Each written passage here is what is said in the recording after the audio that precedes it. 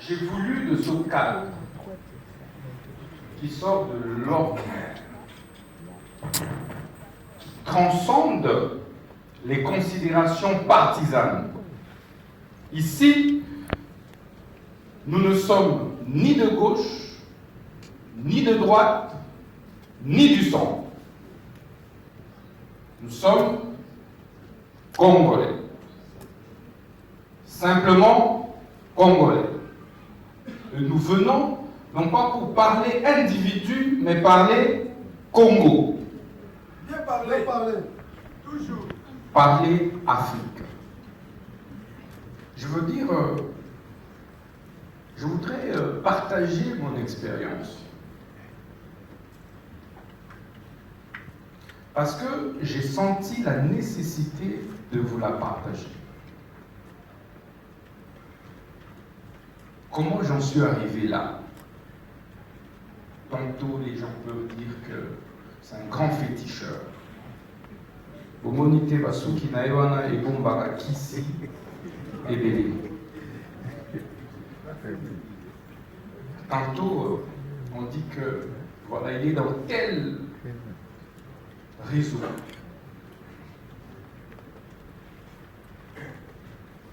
Mais comment nous en sommes arrivés là? Je suis convaincu qu'un jeune Africain ici a besoin de cette expérience.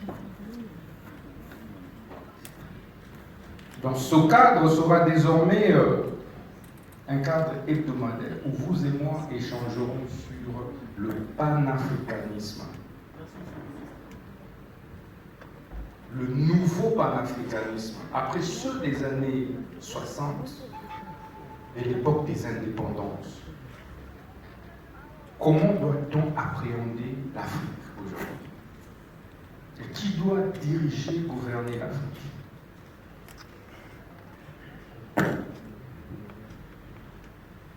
Nous aurons donc plusieurs thématiques, mais sur l'Afrique et sur le Congo, avec les jeunes. Parce que, par la force des choses, nos aînés vont passer, mais nous allons rester et nous hériterons de ce Congo. Donc, parmi vous, il y a des futurs ministres de la Justice qui vont certainement nous remplacer, des futurs gouverneurs, des futurs présidents de la République, premiers ministres, etc. Mais comment allez-vous appréhender la gouvernance politique pour les mieux-être de l'Africain? Je ne voudrais pas trop m'apaisantir sur des théories, parce que notre thématique de ce soir s'articule autour du patriotisme. Le patriotisme.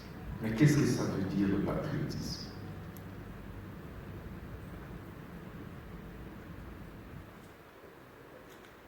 C'est l'amour que l'on a vis-à-vis de son pays.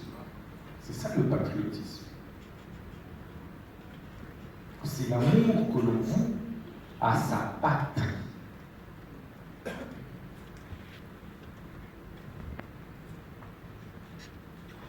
Lorsque on est prêt à mourir pour sa patrie, lorsqu'on est prêt à se détacher de ses intérêts personnels pour la patrie, on est appelé patriote. C'est ça le patriotisme. Un patriote, c'est celui qui est prêt à mourir pour sa patrie.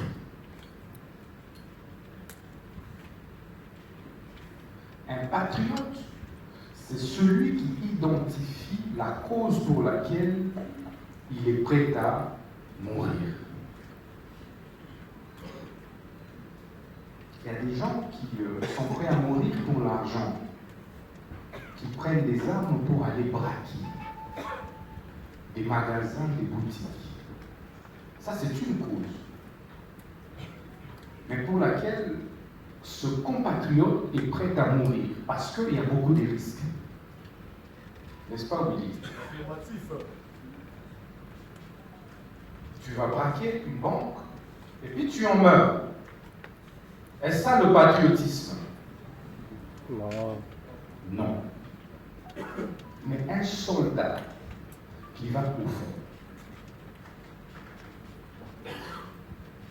en considération du solde qui lui est dû, en sachant que laissant femme et enfant, il peut mourir. Donc les chances de revenir vers sa famille sont très minimes, réduites. Et qui n'abandonne pas, qui n'abdique pas. C'est celui-là qu'on appelle patriote. Parce que il a une cause pour laquelle il est prêt à mourir. Je voyageais avec un officier supérieur dans l'avion. Il me dit, à chaque fois que nous nous trouvons au front, lorsque je réalise, lorsque j'observe la nature du Congo, de mon pays, je me dis, voilà la raison pour laquelle je peux mourir. Le Congo, c'est juste que je vois le paysage du Congo. Je dis, voilà la raison pour laquelle moi je peux mourir. Et vous n'imaginez pas le mental d'acier que ce soldat se construit lorsque il pense ainsi. Mais imaginez maintenant un autre soldat qui, avant d'aller au front, pense à son immeuble construit à Gombe. Pense à ses 10 femmes et ses 20 enfants laissés à Bandal, à Kimbanseke, à Lingwala, ainsi de suite. Ce soldat n'a pas encore identifié la cause pour laquelle il est prêt à mourir. Et c'est comme ça que vous verrez ce genre de soldats arrivés au front. Ils sont les premiers à faire quoi? À faire quoi? Oui. À fuir l'ennemi. À faire quoi? L'ennemi. Et d'être corrompu. À décrocher. À décrocher devant les yeux.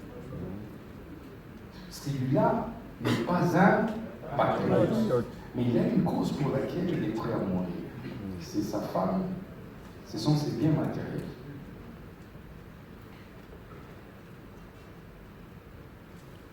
Un dirigeant, un gouvernement,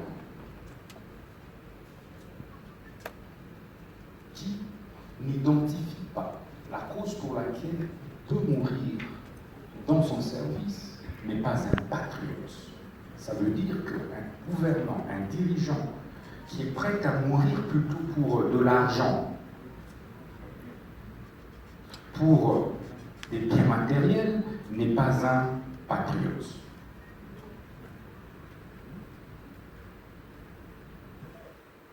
Et nous, jeunes Congolais, nous n'avons pas encore appréhendé le sens du patriotisme.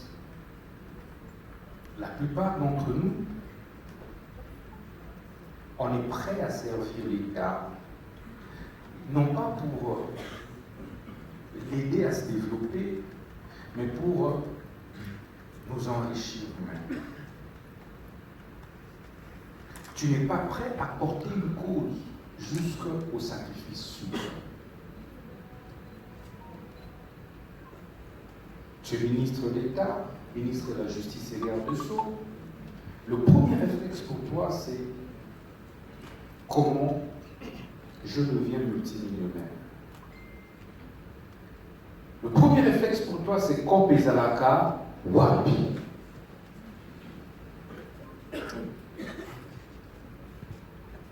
Es-tu patriote quand tu poses ces genres de questions?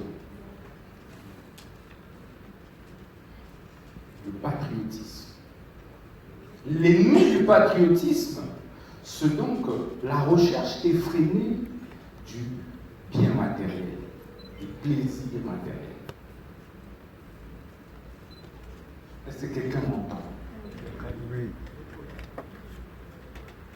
C'est comme ça que la plupart des grands panafricains à travers le monde n'ont jamais été amoureux du matériel, amoureux du plaisir charnel.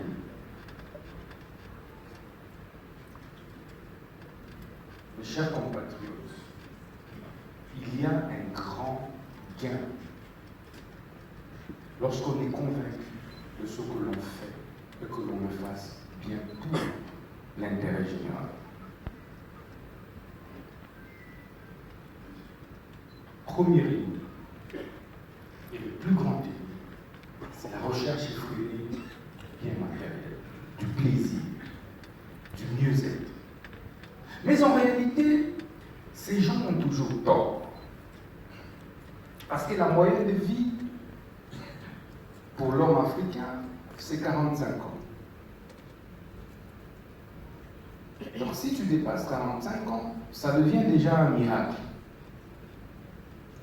Mais maintenant, imaginez, tu as 36 ans, 35 ans, 38 ans, tu es nommé ministre.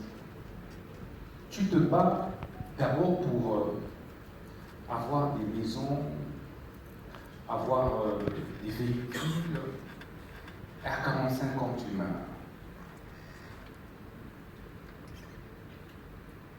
Imaginez,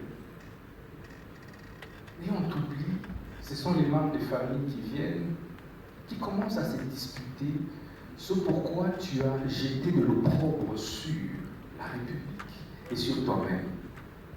Et tu auras été enterré comme un lâche. Et on va t'oublier. D'ailleurs, si tu avais une femme, avant même ton enterrement, il y a un autre homme qui commence à partir avec elle. Crocodile. Si tu avais de l'argent dans ta poche, tu verras déjà que celui qui est là, le premier réflexe, c'est de prendre cet argent. Tu verras tes oncles, tes frères venir commencer à malmener tes petits-enfants. Parce que tu auras mal investi. Tu auras perdu le sens du patriotisme. On te nomme. Tu es ministre d'État, ou tu es ministre des Finances, tu es ministre dans un gouvernement, et tu vas te laisser emballer par quelqu'un qui vient t'offrir un véhicule de 200 000 $ pour te mettre dans sa poche. Et puis le lendemain, ces véhicules tombent en panne. C'est trop bête.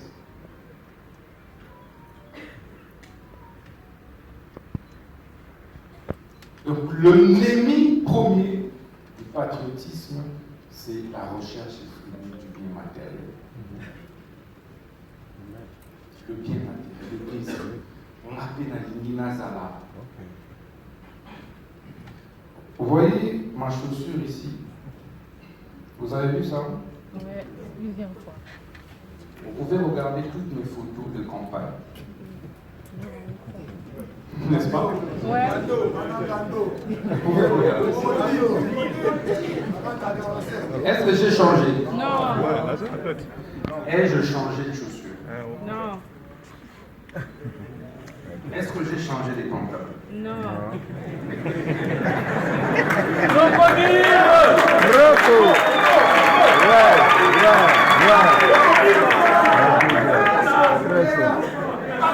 Est-ce que j'ai changé de montre? Je dis, regardez ma campagne électorale. Prenez des images.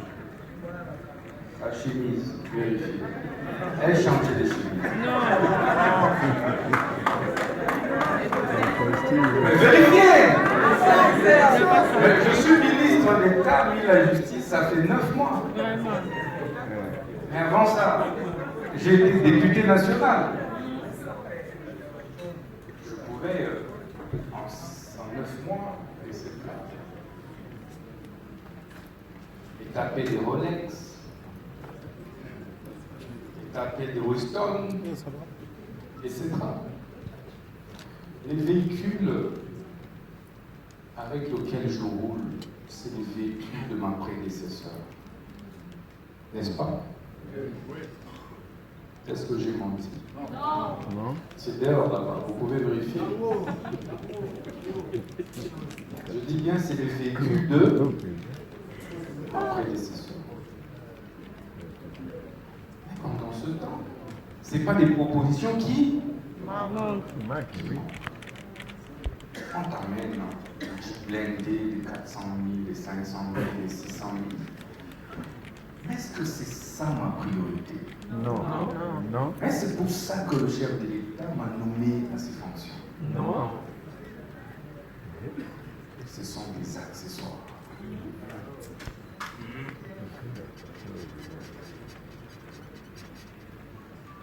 Il faut avoir le sens des sursauts, le détachement du bien matériel. Est-ce que j'ai changé de maison depuis que je suis ministre de la Justice? Qui arrive chez moi? Qui connaît là où j'habite? Il y a un voisin dans ma voisin ministre alors il y a un voisin ministre.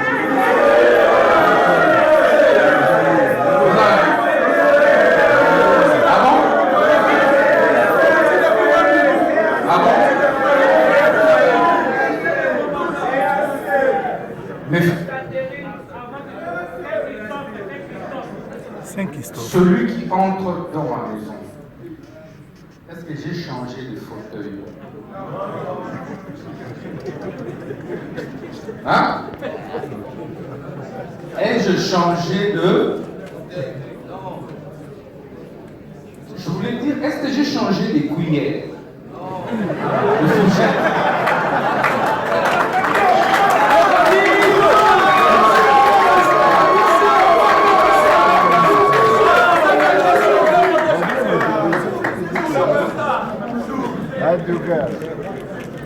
Est-ce que j'ai changé tout ça? Non, je suis sérieux. Vous venez chez moi à la maison, pour ceux qui arrivent, je n'ai changé ni des draps de lit.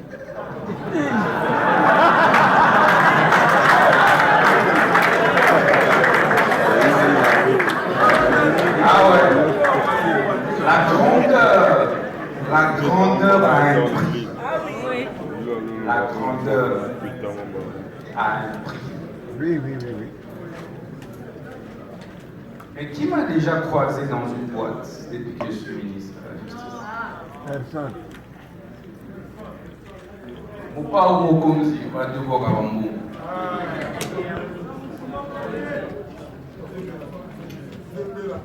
En fait, le patriotisme postule le détachement. Qui est détaché par nous? Le détachement. C'est en fait l'antidote au mal qu'on appelle envie charnelle. Le détachement. Il faut se détacher du monde.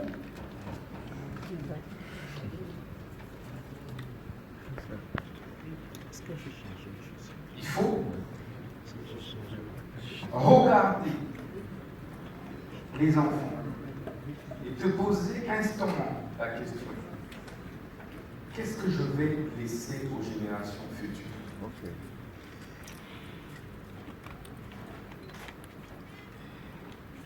qu'est-ce que tu vas laisser aux générations futures?